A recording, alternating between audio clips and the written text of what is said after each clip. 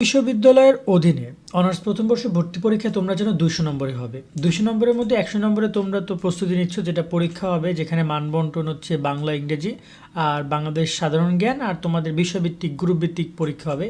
কিন্তু বাকি 100 নম্বর কিন্তু আসবে এসএসসি থেকে 40% এবং এসএসসি থেকে 60%। এখন অনেকেই এই হিসাবটা করতে পারছো না যে আসলে এসএসসি থেকে 40% কীভাবে নিবে আর এইচএসসি থেকে 40% 60% কীভাবে নিবে এবং টোটাল মার্কটা কীভাবে কাউন্ট করবে। এই হিসাবটা করতে গিয়ে অনেকে এলোমেলো করে ফেলতেছো। আসলে এলোমেলো করার কোনো কিছুই না, আমি তোমাদেরকে পুরো হিসাবটা আজকে একটু বুঝিয়ে দিব।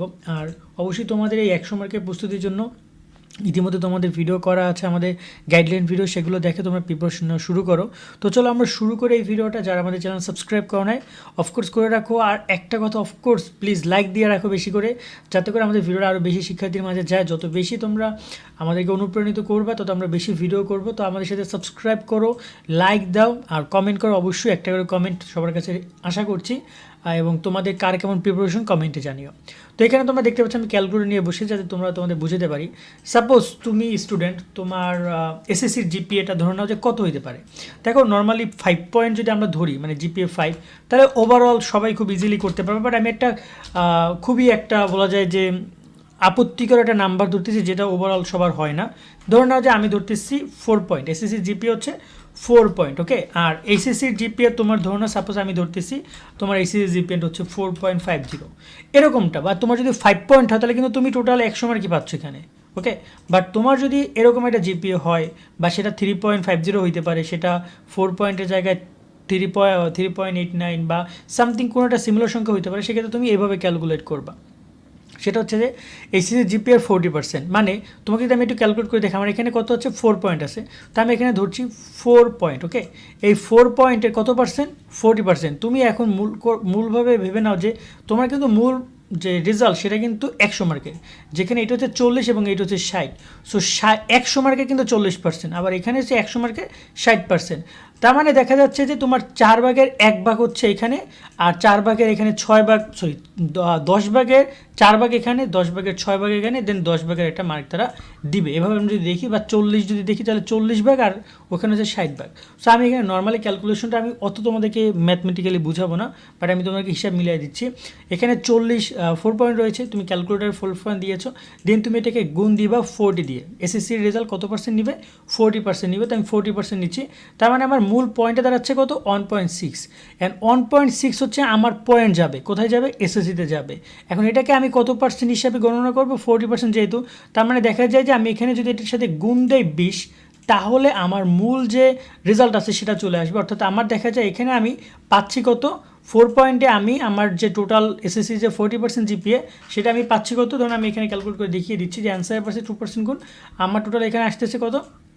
32। এই 32 মার্ক হচ্ছে আমার এসএসসি থেকে নেওয়া হবে।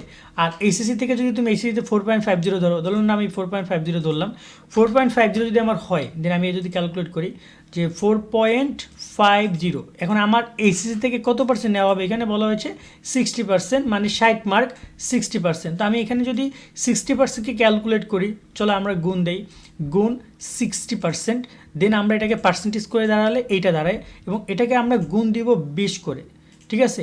5 ভাগের 1 ভাগ 20 করে আমরা যদি গুণ দেই, দেন আমাদের কত আসতেছে?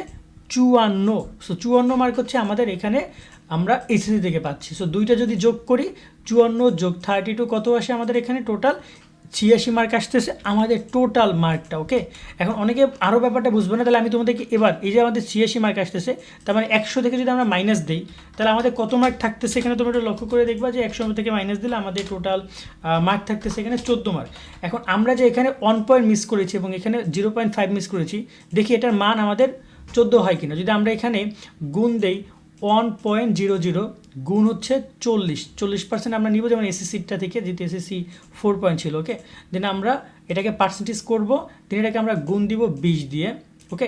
দেন আমাদের কিন্তু অলরেডি 8 চলে আসছে, ওকে। এখানে মনে রেখো 8, আর এসএসসিতে ছিল 4.50 আমরা হচ্ছে এখানে 0.50টা নিব, এবং আমরা 60% দিয়ে গুণ দিচ্ছি, পার্সেন্টেজ দিচ্ছি, আসতেছে 0.3 গুণ আমরা দিচ্ছি 20, 8 আর এখানে আসতেছে 6, 8 আর 6 14 হয়েছে। তো এইভাবে তোমরা আশা করি খুব সহজে ক্যালকুলেট করতে পারবা।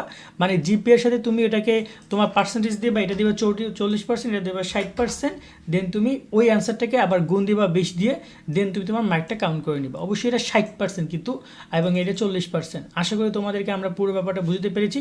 সো তুমি টোটাল এখানে তোমার মার্ক কাউন্ট হবে 86 মার্ক 100 মার্কের মধ্যে, এবং এইটার সাথে তুমি পরীক্ষা যত মার্ক পাবা, লাইক তুমি এখানে পরীক্ষা 100 মার্কের মধ্যে 50 পাইছো, তাহলে এই যে 86 সাথে বা তোমার 50 যোগ হবে, এই 50 যোগ হয়ে তোমার টোটাল একটা স্কোর আসবে। যেমন যদি 86 এবং যোগ 50 দেই, ধরুন হচ্ছে তোমার টোটাল কত আসছে 136। তো তোমার টোটাল স্কোর আসবে 36, 136। তোমার টেস্ট স্কোর আসবে 56, ঠিক আছে?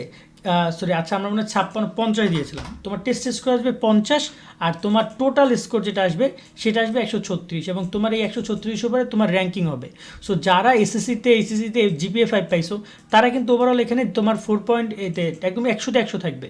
আবার যারা দুইটায় 5 পয়েন্ট পাইছো, 4.50 পাইছো, তাদের ক্ষেত্রে দেখা যায়, আমি যদি একটু দেখি যে এখানে এসএসসি 4.50তে কত, এসএসসি 4.50 গুণ হচ্ছে তুমি দিবা 40, দেন তুমি পার্সেন্টেজ বের করে নিবা, তারপর গুণ দিবা 20। সো দেখবা যে এখানে প্রায় 36 মার্ক আসতেছে। সো 36 আর 54 যদি তুমি দাও, দেখবা যে 90 মার্ক মনে হয়। সো এখানে কিন্তু 90 মার্ক হচ্ছে, বুঝতে পারছো? তো ঠিক এরকমভাবে তোমরা ক্যালকুলেট করে নিতে পারবা। আশা করি তোমাদেরকে আমরা তোমাদেরকে ক্যালকুলেশন সম্পর্কে যতটুকু পেরেছি মানে একটু ধারণা দিতে পেরেছি, এবং তোমরা তোমাদের কত মার্ক হয়